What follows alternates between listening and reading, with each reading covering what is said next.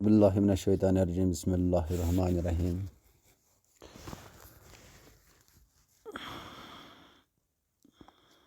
Polity topic कल हम पूछे थे right to equality. Right to equality मैंने आप लोगों से डिस्कस किया है, राइट टू इक्वलिटी। लेकिन जो आज पढ़ना है वो है राइट टू फ्रीडम। बहुत ही इम्पोर्टेंट टॉपिक है right to freedom. Right to freedom पढ़ना है हमें। ये क्या होता है राइट टू फ्रीडम? इसमें आता है आर्टिकल 19 to 22, यानी कि 19, 20, 21, 22। इसमें इतने आर्टिकल आते हैं 19 to 22। नाउ आर्टिकल 19 में क्या लिखा है? Protection of certain rights regarding freedom of speech. एक फ्रीडम ऑफ स्पीच होनी चाहिए। फ्रीडम ऑफ स्पीच है and expression, freedom of assemble peaceful etcetera. Article 19 मतलब जो भी रिगार्डिंग फ्रीडम हो, फ्रीडम ऑफ स्पीच, बोलने का तरीका, बोलने के लिए जो आज़ादी है किसी के, मतलब कोई भी कई जगह इंसान स्पीच कर सकता है, इसके लिए आज़ादी दी गई है। लेकिन वो एजेंबल पीसफुल होना चाहिए, वो स्पीच पीसफुल होनी चाहिए। वो आर्टिकल 19 के तहत एक बंदे को हक दिया गया है। और आर्टिकल 20 में लिखा है protection in respect of conviction for offence. तहफ़्फ़ुज़ करना है किन तहफ़्फ़ुज़ करना है, जो सज़ा याफ्त हो उनका तहफ़्फ़ुज़ करना है। और फिर लिखा है आर्टिकल 21 में प्रोटेक्शन ऑफ लाइफ की जिम्मेदारी, लाइफ को प्रोटेक्ट करना है। And personal liberty, article 251, article 21 यही कह रहा है। और right to elementary education edited by 86th amendment, ठीक है। देखो यहाँ पे लिखा है ये right to elementary education edited by 86th amendment act 2002, article 21A। देखो यहाँ पे सब क्लास आ रहा है। यहाँ पे आर्टिकल 21 में लिखा है protection of life and personal liberty. यहाँ पे लिखा है आर्टिकल 21A में लिखा है राइट टू एलिमेंट्री एजुकेशन। एक एलिमेंट्री एजुकेशन का हक है जो 86th अमेंडमेंट है, याद रखना, ये क्वेश्चन बहुत बार आया है। 86th अमेंडमेंट है right to elementary education, article 21A के तहत। और article 22 last one article, protection against arrest and detention in certain case. उनका तहफ़्फ़ुज़ करना है जो अरेस्ट हो एंड डिटेंशन में हो। इन सर्टन केसेस, कुछ केसेस में अगर किसी बंदे को हम पकड़ेंगे, फिर उसको कई जगह डिटेंशन में रखेंगे, उसका तहफ़्फ़ुज़ करना, उसकी ज़िंदगी, उसकी लाइफ का तहफ़्फ़ुज़ करना पड़ेगा। अब यहाँ पे एक छोटी सी इंफॉर्मेशन है, ये right to education article 21A ऊपर मैंने बताया 86th amendment 2002 state that the state shall provide free and compulsory education. लिखा है कि स्टेट को एक फ्री कंपलसरी एजुकेशन देनी है, कंपलसरी देनी है हर उन बच्चों को जिनका एज ग्रुप 6 to 14 है। यानी कि फर्स्ट क्लास से लेकर 8वीं जमात तक कंपलसरी फ्री एजुकेशन होनी चाहिए। In such a manner at the state may determine. देखो ये चीज़ स्टेट को करना पड़ेगा, एक फ्री एजुकेशन देनी होगी। एज ग्रुप कहाँ से? एज ग्रुप 6 to 14, यानी कि 8th स्टैंडर्ड तक। और इसमें थर्ड पार्ट आ रहा है राइट अगेंस्ट एक्सप्लोटेशन। इसमें 23 और 24 खाली 2 आर्टिकल लगे हुए हैं। प्रोहिबिटेशन of trafficking in human being and force labour. देखो फोर्स लेबर ये प्रोहिबिटेशन है, ये कानूनन जुर्म है, ये सही नहीं है। छोटे बच्चे को 18 साल, ऑलमोस्ट बिलो 18 ईयर, अगर उसको कहीं किसी कंपनी में काम कर रहा होगा या मज़दूरी कर रही होगी, फिर अगर किसी ने इसके ख़िलाफ़ कोई कंप्लेंट की कि ये भी छोटा बच्चे क्यों काम कर रहा है, तो वो तो राइट वही आता है trafficking in the human being and forced labour. ये आर्टिकल 23 के तहत जुर्म है, क्योंकि जो भी मैच्योर नहीं है, जो भी बालिग नहीं है, वो मजदूरी नहीं कर सकता है ये। और रहा आर्टिकल 24, आर्टिकल 24 कह रहा है, आर्टिकल 23, आर्टिकल 24, आर्टिकल 24 कह रहा है प्रोहिबिटेशन of employment of children in factories etcetera. मैंने पहले ही जिक्र किया है कि किसी बच्चे को कंपनी में कोई जॉब देगा, वो 18 साल नहीं होगा, वो 18 साल बिलो होगा, तो वो प्रोहिबिटेशन है, कानूनन वो जुर्म है, कानूनन वो जुर्म है। तो इस चीज़ को याद रखना। और अब 5th पॉइंट जो यहाँ पे, right to freedom of religious. देखो इसमें कितने आर्टिकल आ रही है, 25 to 28, खाली इसमें 4 आर्टिकल है। Right to freedom of religious, एक आज़ादी है एक बंदे को, वो कोई भी मज़हब चुन सकता है, वो किसी भी मज़हब की प्रैक्टिस कर सकता है, वो किसी अदारे को पैसा दे सकता है एज द डोनेशन, किसी भी रिलीजियस को। ये एक बंदे की आज़ादी। Article 25 to 28। और अब आर्टिकल 25 कह रहा है freedom of conscience and free profession practice and propagation of religious. देखो इसका एक ये आज़ादी है कि ये प्रैक्टिस कर सकता है किसी रिलीजन में भी, किसी रिलीजियस में। चाहे कि मैं मानो कि एक मुस्लिम चाहेगा कि अब मैं हिंदू धर्म अपनाऊंगा, हिंदू चाहेगा मैं सिख धर्म अपनाऊंगा, कुछ भी अपनी मर्ज़ी। तो ये इंडियन पॉलिटी में लिखा है, इंडियन कॉन्स्टिट्यूशन में लिखा है, आर्टिकल 25, आर्टिकल 24 और आर्टिकल 24 में लिखा है, आर्टिकल 24 में ये लिखा है, पार्ट 2 आर्टिकल 24 में लिखा है।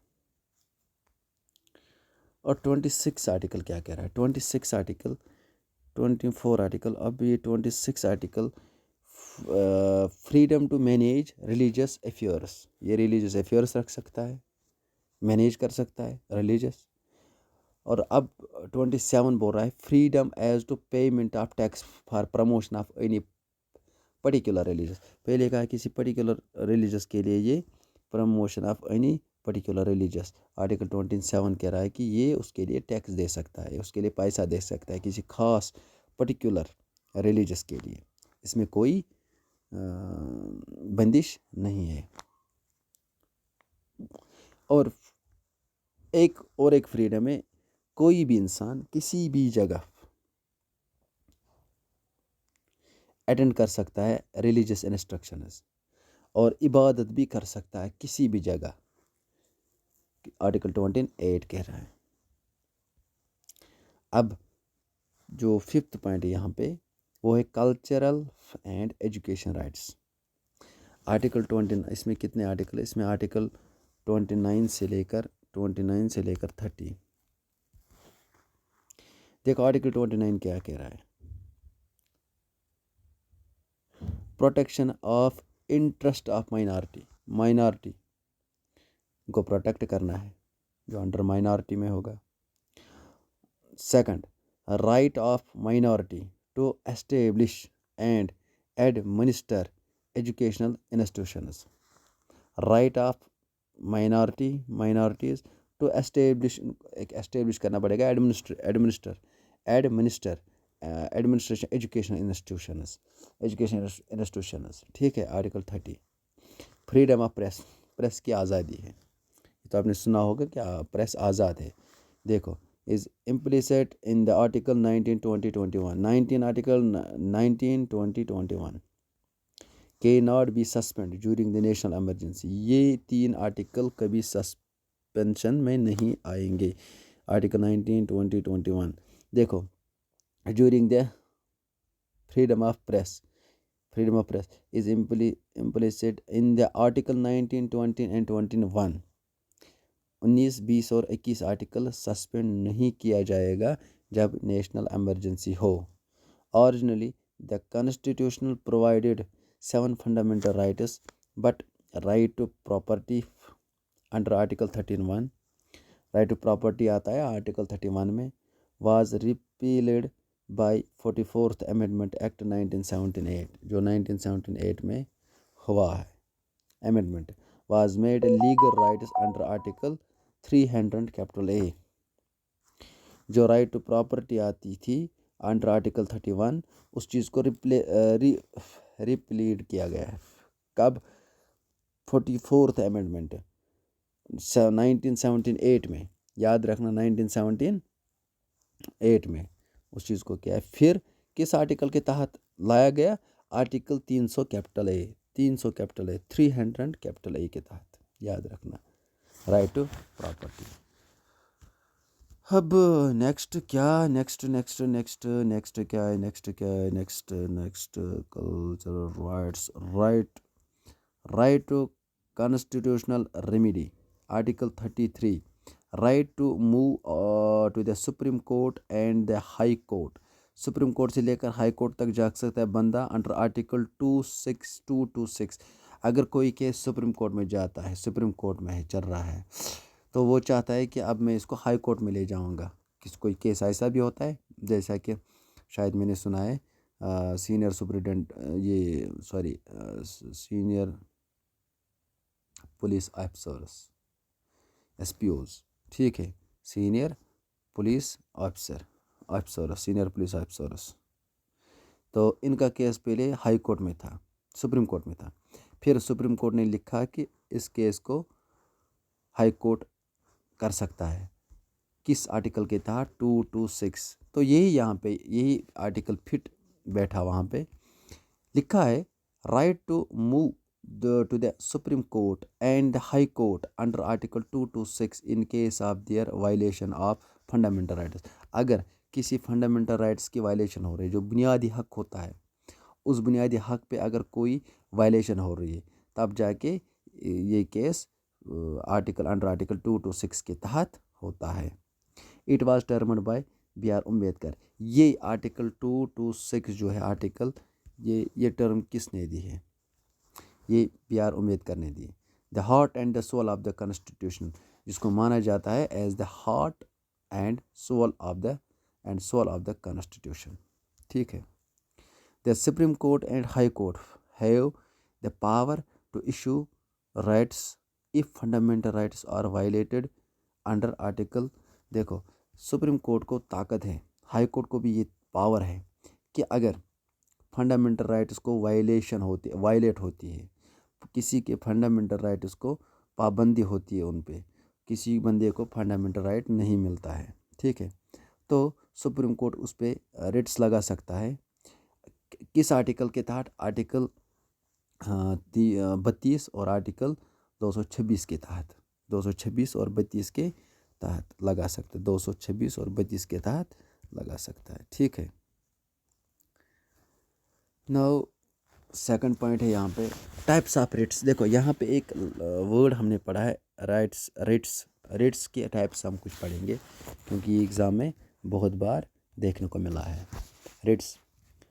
देखो, हैबीज कॉर्पस, इसका मतलब क्या होता है? इसका मतलब होता है you may have the body intended purpose to release a person who has been detained unlawfully, whether in prison or in private custody। देखो मतलब क्या है?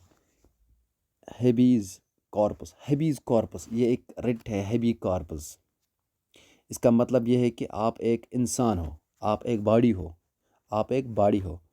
इंटेंडेड पर्पस, इसका मतलब क्या है?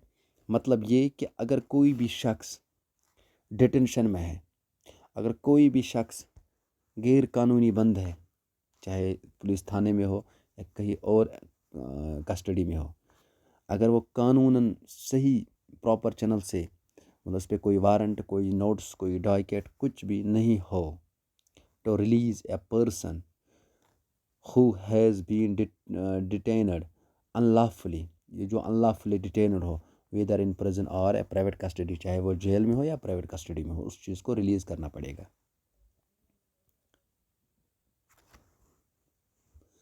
सेकंड, मैंडेमस, ये क्या होता है?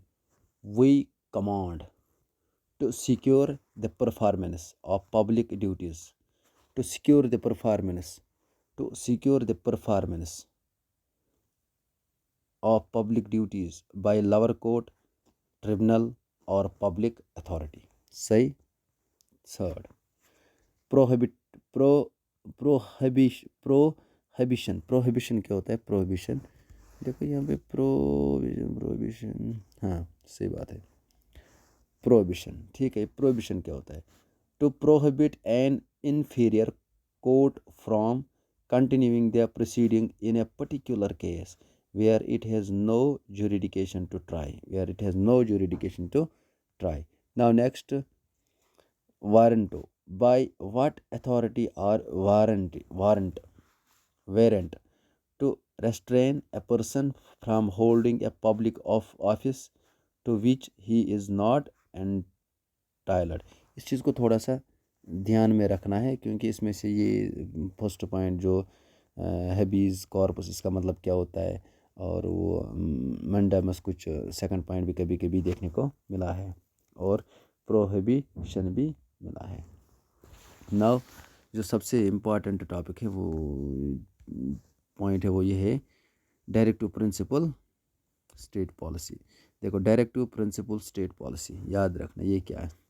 डीपीएस जो है ना, डीपीएस ये पार्ट 4 में आता है, ये आता है पार्ट 4 में. इस चीज़ को याद रखना, पार्ट 4 में आता है directive principle of state policy of constitution of India from article 36 to 51. देखो ये सबसे बड़ा आर्टिकल है, 30 सबसे बड़ा पार्ट है 36 to 51, मतलब 36 से 51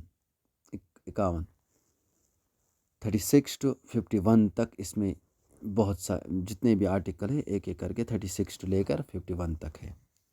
तो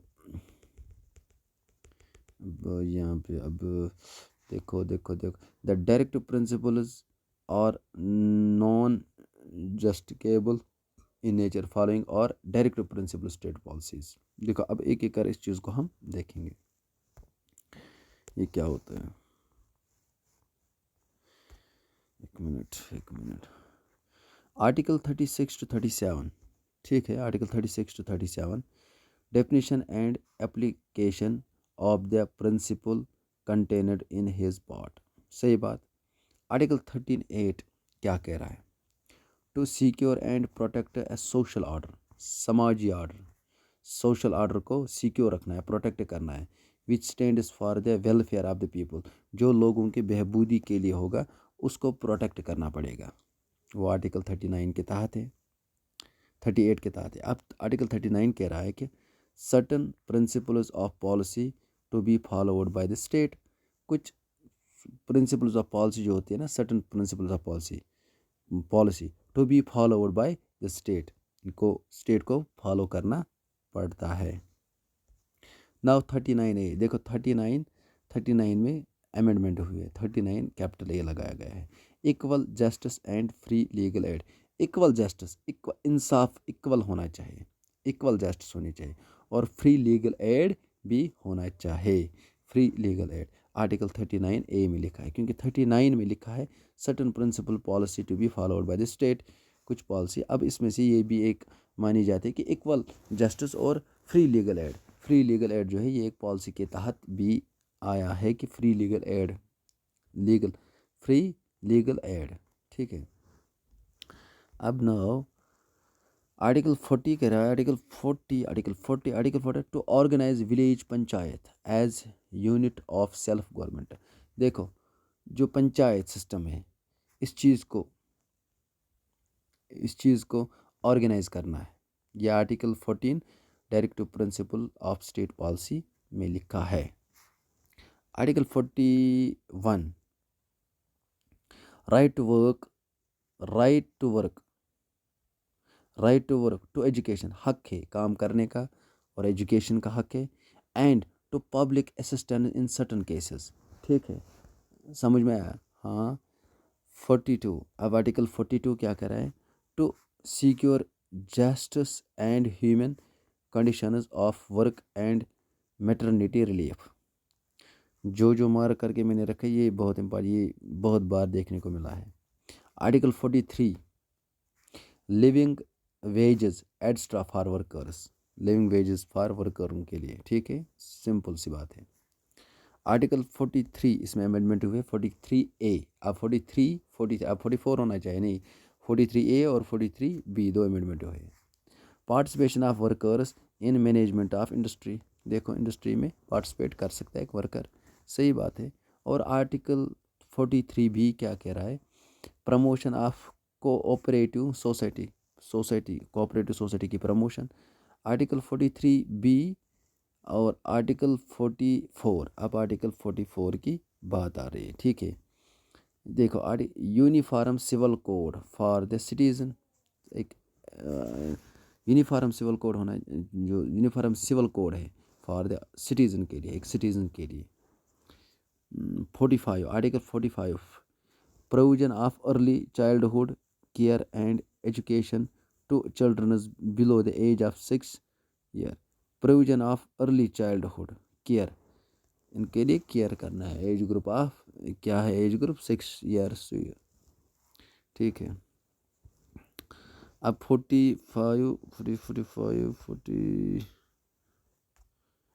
46